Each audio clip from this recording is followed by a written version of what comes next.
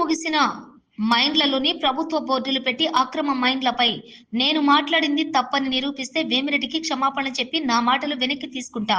మాజీ మంత్రి అనిల్ సవాల్. రాష్ట్రంలోని కూటమి అధికారంలోకి వచ్చాక అభివృద్ధి లేదు, సంక్షేమం లేదని మాజీ మంత్రి అనిల్ కుమార్ యాదవ్ ఆగ్రహం వ్యక్తం చేశారు.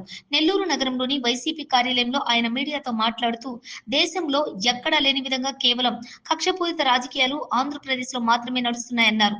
నిరాధారమైన కేసులు పెడుతున్నారని ఆగ్రహం వ్యక్తం చేశారు.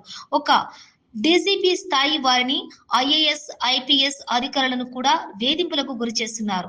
10 రోజుల క్రితం నేను ఎవరి దురాలోచనతో అక్రమ మైనింగ్ జరుగుతుందో ఆధారాలతో సహా మాట్లాడారు. ఆక్రమణలు చేస్తున్న వ్యక్తి దైవాంశ సంబుతుడిగా ఊహించుకుంటూ మీడియా ముందు మాట్లాడటం లేదు. వేమిరెడ్డి తరపున వకాల్తా పుచ్చుకుని వీద రవిచంద్ర మాట్లాడారు. కానీ నేను అడిగిన అక్రమ మైన్లు గురించి నేరుగా సమాధానం చెప్పాలి. వేమిరెడ్డి మంచివాడుగా కొందరు మైన్ యజమానులచే మాట్లాడించారు. మాట్లాడిన వారి మైన్లు మాత్రం ఓపెన్ చేశారు. వాటి మీద పెనాల్టీలు ఉన్నవి. పెనాల్టీ ఉన్న మైన్లు మాత్రమే ఓపెన్ చేస్తున్నారు. కోట్ల రూపాయలు ఫైన్ ఉన్నటువంటి మైన్లు ఓపెన్ చేశారు. ఫైన్ లేని మైన్లు మాత్రం ఓపెన్ చేయటం లేదు. ఎందుకు? సుమారు 120 పైన ఉన్న మైన్లలో కేవలం 20 నుండి 30 మైన్లు మాత్రమే ఓపెన్ చేయటంలో రహస్యం ఏంటి?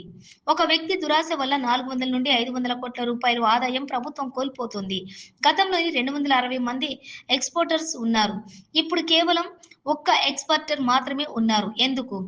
మైన్ ఓపెన్ చేయాలి అంటే బయ్యర్ వివరాలు అడుగుతున్నారు. ఎందుకు? చాలా పెద్ద మనిషి, 100 కోట్లు బయట వ్యాపారాలు ఉన్నాయి. ఈయన ఎందుకు క్వాడ్స్ పై ఆసక్తి అని చూస్తే విస్తుపోయే నిజాలు తెలిసాయి. కేవలం 5 నుంచి 6 కోట్లు ఆదాయం కోసం వేల మందిని ఇబ్బంది పెడుతున్నారు అంటే అసలు విషయం అది కాదు.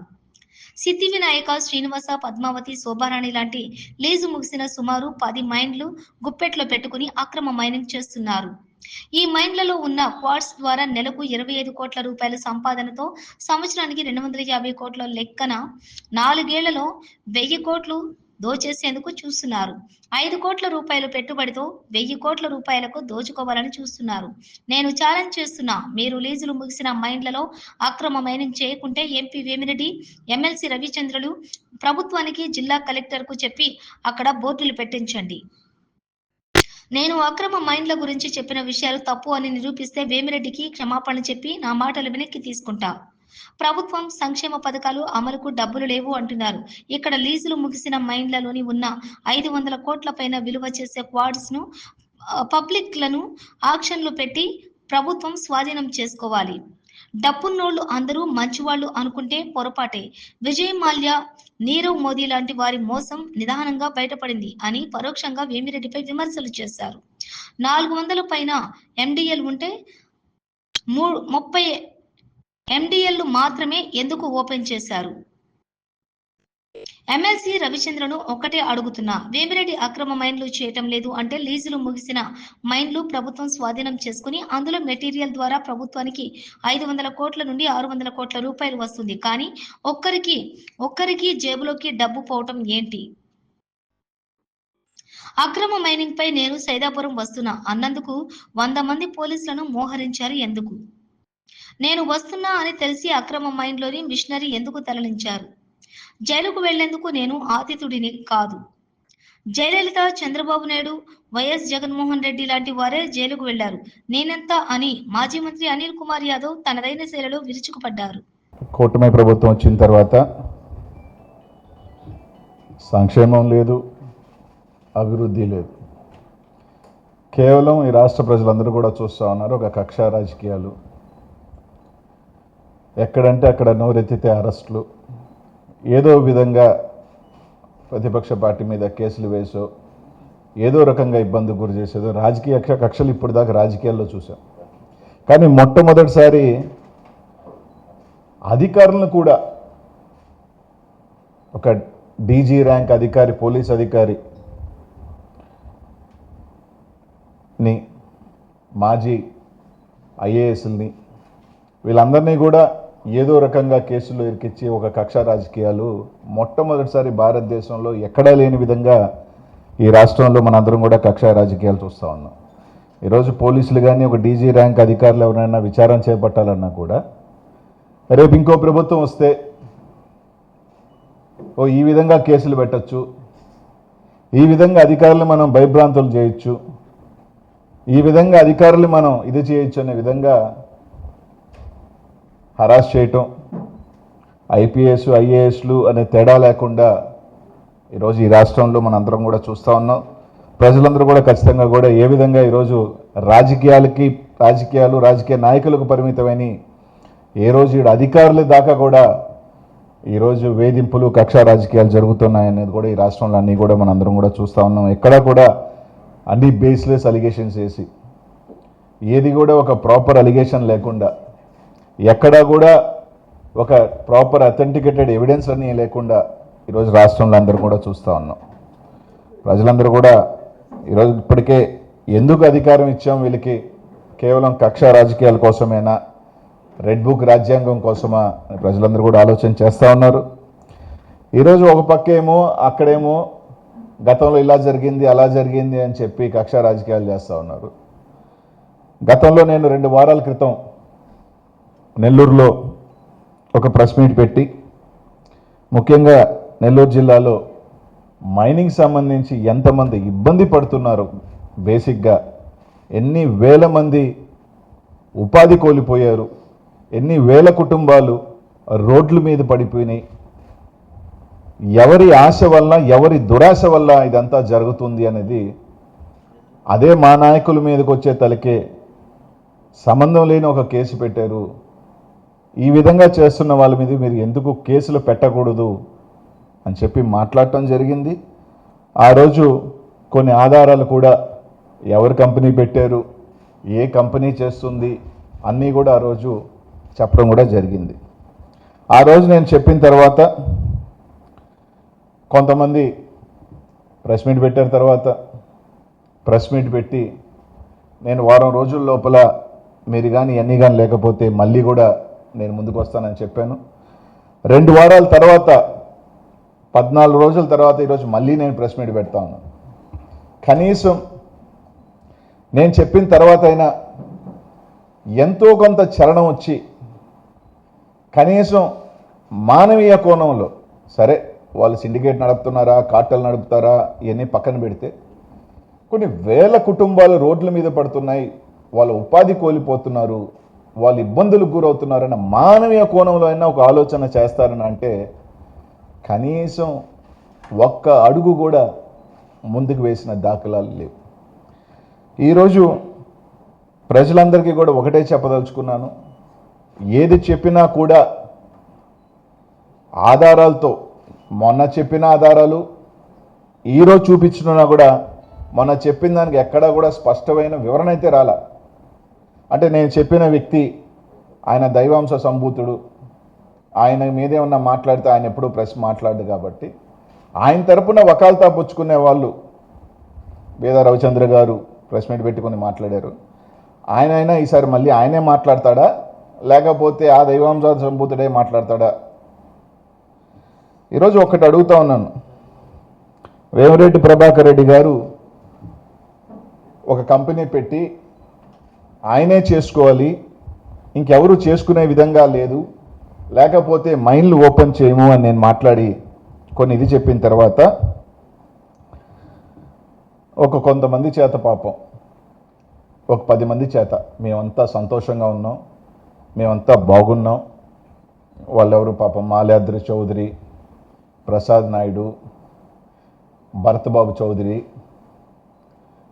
ఇంకొక కిషోర్ చౌదరి, వీళ్ళందరి చేత ఒక ప్రెస్ మీట్ పెట్టి చెప్పారు. సరే వాళ్ళ గురించి కూడా నేను చెప్పగలను అనుకో లైట్గా. వాళ్ళ విధంగా ఆ భరత్బాబు అనే ఆయనకి దాదాపు ఆయన మైన్ ఓపెన్ చేశారు, ఆయనకు 10 కోట్లు ఫైన్ ఉంది. నేను పోయినసారి కూడా చెప్పాను, మీరు మైన్లు ఓపెన్ చేసిన వాళ్ళు ఎవరు అంటే ఫైన్లు ఉన్న వాళ్ళు మీదే ఓపెన్ చేశారు, ఫైన్ లేని వాళ్ళు మాత్రం ఎందుకు ఓపెన్ చేయలేదు అని అడిగాను. దానికి ఇప్పుడు సమాధానం లేదు. ఆయన భరత్బాబుకి ఈ మైన్ ఓపెన్ చేశారు, ఈ మైన్కి సంబంధించి 7 కోట్లు ఫైన్ ఉంది.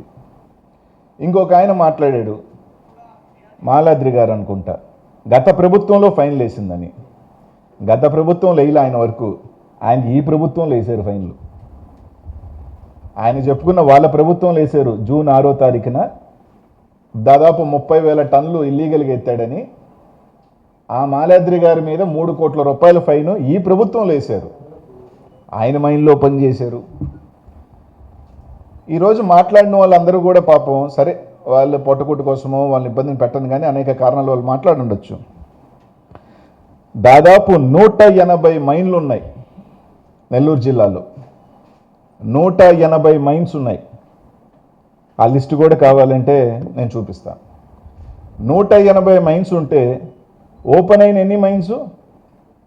కేవలం 25 నుంచి 30 మైన్లు. ఆ 25-30 మైన్లో కూడా ముగ్గురియే 15 మైన్లు. అంటే 170 మైన్స్లో కేవలం 17 ఇంకొక 10 ఉన్నట్టున్నాయి. 25 మైన్స్ 30 మైన్స్ ఓపెన్ చేశారు. 140 మైన్స్ ఎందుకు ఓపెన్ చేయలే? 140 మైన్స్లో ఎన్ని మైన్స్లో ఫైన్స్ అని చెప్పి చెప్పగలుగుతారు? ఫైన్స్ లేని ఓపెన్ చేయొచ్చుగా, ఓపెన్ చేయలే. ఈ రోజుటికి కూడా కనీసం ఆ మైన్స్ ఎందుకు ఓపెన్ చేయట్లేదు అనేది ఇంకా క్లారిటీ లేదు. ఫైన్స్ ఉన్నాయి, ఓపెన్ చేసేసారు. కోట్ల రూపాయల ఫైన్లు ఉన్నాయి, ఓపెన్ చేశారు. నేను పేర్లు చదివినప్పుడే అర్థమైంది వాళ్ళు మీకు ఎందుకు ఓపెన్ అయినాయి అని. 140 మైన్లు ఓపెన్ చేయాల. నేను అడేది ఏంది అయ్యా, 140 మైన్లలో కనీసం మైన్కి 100 మంది చొప్పున పని చేస్తే, అంటే ఈ 140 మైన్లు యాక్టివ్గా 50% వేసుకుందాం, అంటే 70 మైన్లు యాక్టివ్గా ఉంటాయి. ఆ 70 మైన్లు కలా పని చేయకపోవచ్చు. 70 మైన్లో కనీసం ఒక 100 మంది పని చేసినా 7,000 మంది కుటుంబాలు పని కోల్పోయినారు, రాయి కొట్టే పని పోయినారు. ఇంతమంది ఉపాధి కోల్పోతున్నారు, సంవత్సరం నుంచి రోడ్ల మీద పడ్డారు అన్నది మేము చెప్పేది. మీరు కార్టెల్ నడుపుకుంటారా, మీరు 20% కమిషన్ తీసుకుంటారా, వాళ్ళ దగ్గర 30% తీసుకుంటారా, అది తర్వాత సంగతి. అదే మీరు ఎంత తీసుకుంటారా ఏందనే దాని గురించి నేను పెద్దగా మాట్లాడను. కానీ ఇన్ని వేల కుటుంబాలు రోడ్ల మీద పడిపోతున్నాయి, పని లేకుండా పోతుంది. ఒక పక్కేమో మీకు పథకాలు ఇచ్చేదానికి డబ్బులు లేవంటున్నారు. ఈరోజు చూశాను చంద్రబాబు నాయుడు గారు స్టేట్మెంట్ ఇచ్చారు, ఏదైతే మహిళలకి 1500 ఇస్తా ఉంటున్నారో నా దగ్గర డబ్బులు లేవు, మేము ఇవ్వలేమని చెప్పారు. ఈరోజు మీరు దాదాపు 400 నుంచి 500 కోట్ల రూపాయలు కేవలం ఇక్కడి నుంచే మీరు డబ్బులు కోల్పోతున్నారు. కారణం కనీసం అవన్నీ ఓపెన్ చేస్తే ఇంకో 10,000 టన్నులు పోతాయి. 10,000 టన్నులు అంటే ఒక 200 కోట్ల రూపాయలు అన్ని రకాల జిఎస్టీ రూపంలో కానీ అనేక రూపాయలు డబ్బులు వస్తాయి. అవి కలెక్ట్ చేయరు. ఈరోజు కేవలం ఒక వ్యక్తి దురాశ వల్ల, ఒక వ్యక్తే చెయ్యాలి అన్న ఒక ఆశ వల్ల ఇంతమంది బలైపోవటం వాస్తవం కాదా అని అడుగుతా ఉన్నా. మా రవిచంద్రాన్ని అడిగాడు, చెప్పాడు కంపెనీ పెట్టుకోవటం తప్పు. కంపెనీ పెట్టుకోవటం తప్పులేదు, కంపెనీ పెట్టుకోవటం తప్పులేదు. కానీ తనే చేయాలని ఇంకెవరూ చేయకూడదని ఈరోజు ఒక మాట అన్నారు. ఎక్స్పోర్టర్ లిస్ట్ ఇది, ఎక్స్పోర్టర్స్ 260 మంది ఎక్స్పోర్టర్లు ఉన్నారబ్బా. 260 exporters of quads and feldspar ఉన్నారు. సరే నేను చెప్పేది ఒకవేళ దాంట్లో 30% యాక్టివ్గా చేస్తున్నా కూడా ఒక 50 మంది ఉంటారుగా. ఈరోజు ఆ 50 మంది నుంచి ఎంతమంది అయ్యారు? ఒక్కరు. 50 మంది ఎక్స్పోర్టర్లు 260. నేను అనేది ఒక 50 మంది అనుకుందాం కూడా. 50 మంది చేయాల్సిన ఎక్స్పోర్టర్స్ ఈరోజు ఎంతమంది అయ్యారు? ఒక్కరు. కేవలం ఒకే ఒక్కరు. ఆ ఒక్కరెవరు? దానికి అది తప్పు అంటున్నా నేను. అది తప్పు. అలా కాకుండా ఈరోజు మరీ దారుణం. సార్ నా మైన్ ఓపెన్ చేయండి అంటే మీ బయ్యర్ ఎవరు? చైనాలో బయ్యర్ డీటెయిల్స్ మాకు ఇవ్వండి. మీ చైనాలో బయ్యర్ డీటెయిల్స్ మాకు ఇస్తే మా ద్వారా పంపుకోవాలా? ఇవన్నీ జరుగుతున్నాయి, వాస్తవం కాదా అని అడుగుతా ఉన్నా. ఇవన్నీ నేను చెప్పేది కాదు, నేరుగా మీరు ఎవరైనా మైన్ ఓనర్లు అడిగినా ఇంతమంది మీ మైన్లు ఎందుకు ఓపెన్ అవ్వట్లేదన్నా కూడా చెప్తారు. 200 చిల్లర ఎక్స్పోర్టర్స్ నుంచి ఈరోజు కేవలం ఒకే ఒక ఎక్స్పోర్టర్ అయ్యాడు. ఈ విధంగా అసలు ఎందుకు ఇది జరుగుతుంది? నాకు కూడా అనుమానం వచ్చింది. చాలా పెద్ద మనిషి, ఒక పెద్ద మనిషి 100 కోట్లు వస్తున్నాయి బయటంతా అని చెప్పుకుంటున్నారే, ఇంత దానికి ఎందుకు వచ్చాడబ్బా అనేది మీలాగే చాలామందిలాగే నాకు కూడా ఒక అనుమానం ఉంది. కానీ తీరా మొత్తం ఎతికిన తర్వాత ఇప్పుడు విపిఆర్ అనేవాళ్ళు పెద్ద మైనింగ్ కంపెనీ, విపిఆర్ అనేవాళ్ళు 100 కోట్లు 1000 కోట్లు కంపెనీ అని అందరు చెప్తారు, రైట్? ఆయన పెట్టిన కంపెనీ ఏంటి? Exporting company. అంత స్థాయి మైనింగ్ చేసే కంపెనీ, మీరు అందరూ ఆలోచన చేయండి, ఒక 10,000 టన్నులు చేస్తే ఒక 5,000 కమిషన్ వస్తే ఎంత వస్తుంది నెలకి? 5 కోట్లు వస్తుంది. ఈ 5 కోట్ల కోసం ఇన్ని వేల మందిని, ఇన్ని వందల కంపెనీల్ని ఇబ్బంది పెట్టి ఆ 5 కోట్ల కోసం పనిచేస్తున్నాడా? ఒకసారి ఆలోచన చేయండి. అందరూ వీడియోలు చూపించాను, అయ్యా జరుగుతుంది చూడండి అని. ఈ 10 మైన్స్లో మీరు అందరూ కూడా చాలామంది ప్రెస్ వాళ్ళు ఆ మైన్ దగ్గరికి వెళ్ళుంటే ఏ విధంగా ఒక రౌడీ మోకా ఉన్నారో మీరందరూ కూడా చూసుంటారు, వెళ్ళుంటారు. ఈ 10 మైన్స్లో ఉదాహరణకి తన కంట్రోల్లో ఇల్లీగల్గా పెట్టుకొని ఒక 10,000 టన్నులు అనుకుందాం, ఎక్కువే తీయచ్చు, కానీ ఒక 10,000 టన్నులు అనుకుందాం మనం. 10,000 టన్నులు తీసిన ఈరోజు మార్కెట్లో ప్రెస్ వాళ్ళు రకరకాల, ఒక 50,000 చెప్తున్నారు, ఒక 1,00,000 చెప్తున్నారు. ఎంత సరే, నేను అనేది అన్నీ ఒక 25,000 వేసుకుందాం మనం. 10,000 టన్నులు 25,000 అంటే ఎంత వస్తుంది? 25 కోట్లు. 10 నెలలకి 250 కోట్లు, 4 సంవత్సరాలకి 1000 కోట్లు. ఖర్చు ఎంత? మహా అంటే 4 హిటాచీలు, 10 టిప్పర్లు. అవి కూడా సైదాపురంలో ఫోటోలు ఉన్నాయి, కానీ కోల్ బొగ్గు గనుల్లో వాడుతున్న టిప్పర్లు తిరుగుతున్నాయి సైదాపురంలో కొత్తవి. సైదాపురంలో మీరెలా తీసుకోవచ్చు, మామూలుగా 200s వాడతారు హిటాచీలు, 300లు అంటే ఎక్కువ లోడ్ ఎత్తేదానికి, ఎక్కువ లోడ్ తీసే హిటాచీలు దిగున్నాయి. మైనులు లేవు, కానీ ఈ మిషనరీ ఎందుకు? నీకు మైనే లేనప్పుడు ఇంత పెద్ద మిషనరీస్ ఎందుకు దిగున్నాయి? అంటే 1000 కోట్ల రూపాయలు మీ పెట్టుబడి ఎంత? మహా అంటే 5 కోట్ల రూపాయల పెట్టుబడి. ఆయన 5 కోట్ల రూపాయలకి ఇంతమందిని ఇబ్బంది పెట్టి, ఒక కంపెనీ పెట్టి, ఇన్ని వేల మందిని, ఇంత మైన్ ఓనర్ని, ఇంతమంది ఎక్స్పోర్టర్ని, ఇన్ని వేల మంది జనాలు ఇబ్బంది పడుతూ 5 కోట్ల కోసం పెడుతున్న వ్యక్తి 5 కోట్లతో 1000 కోట్ల రూపాయలు ఆయనకి ఏమన్నా చేయదంటారా? ఉదాహరణకి జార్ఖండ్ ఆ ఏరియాలో పనిచేస్తున్నారని చెప్తున్నారు. సరే, నాకు తెలియదు అనుకోండి, బట్ రఫ్గా వేసుకున్నాం. నాకు తెలిసి ఒక 40 లక్షల టన్నులు తీసుకుని ఉంటాడేమో, ఎందుకంటే ఆయన రైజింగ్ కాంట్రాక్ట్ అని అంటారు. 40 లక్షల టన్నులు తీస్తుంటాడు అనుకుందాం అన్న. సరే, 40 కూడా కాదన్నా, అంచనాకు మించి చెప్తున్నాను, 1 కోటి టన్నులు తీసాడు అనుకుందాం నెలకి. మహా అంటే ఒక 20 రూపాయల ఆదాయం వస్తుంది. దట్ ఈస్ మ్యాక్సిమం, అంతకన్నా ఎక్కువ రాదు. ఎంత? 20 కోట్లు. దానికి పెట్టుబడి ఎంత? కనీసం ఒక 400 కోట్ల రూపాయల మిషనరీ నువ్వు అక్కడ డంప్ చేసి ఒక 1000 మంది రాత్రింబొగులు పనిచేస్తే ఆ ఆదాయం అక్కడ వస్తుంది. ఇక్కడ కేవలం ఒక 5 కోట్ల రూపాయలతో. సరే, ఇవన్నీ నేను చెప్పింది అబద్ధమే అనుకుందాం. అనిల్ కుమార్ యాదవ్ ఒక వేస్లెస్ అలిగేషన్ తీసుకొచ్చాడు, ఈ మైన్స్ అన్నీ ఆయనకి సంబంధించినవి కాదు, ఆయనకి సంబంధమే లేదు, ఆయనకి దీంట్లో ప్రమేయమే లేదు, ఆయన సత్యహరిశ్చంద్రుడు, ఆయన ఉత్తముడు, అనిల్ కుమార్ యాదవ్ ఒక వేస్లెస్ అలిగేషన్సే చేస్తున్నాడు అని కూడా అనుకుందాం. నేను ఆయన ఎంపీ గారుగా ఉన్నారు, ఆయన వకాలతా పుచ్చుకున్న రవిచంద్ర గారు ఎమ్మెల్సీగా ఉన్నారు. అన్న, ఇవన్నీ 50 సంవత్సరాలు దాటిన మైన్స్, గవర్నమెంట్ హ్యాండ్ ఓవర్ చేసుకోవాల్సిన భూములు. మీరు అనుకుంటే వారం రోజుల లోపల దానికి సర్వే కట్టి ఆ భూముల్లో ఇది గవర్నమెంట్ ల్యాండ్ అని చెప్పి మీరు బోర్డు పెట్టచ్చు.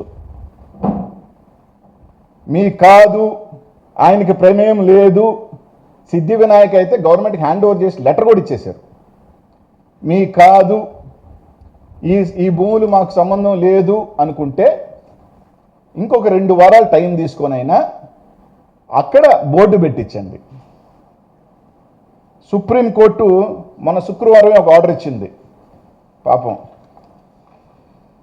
ఏ భూముల్లో అయినా ఇల్లీగల్ జరిగి ఉంటే మైన్ పర్మిషన్, ఎన్విరాన్మెంటల్ ఈసీ లేకుండా ఏ రకమైన ఇల్లీగల్ మైనింగ్ జరుగుంటే వాటికి ఇంక ఎప్పుడుకి పర్మిషన్ ఇవ్వరాదు మైన్లకి. అది పట్టా భూమైనా సరే, పాతమైనా సరే. నిన్న శుక్రవారం సుప్రీంకోర్టు ఒక డైరెక్షన్ ఇచ్చింది.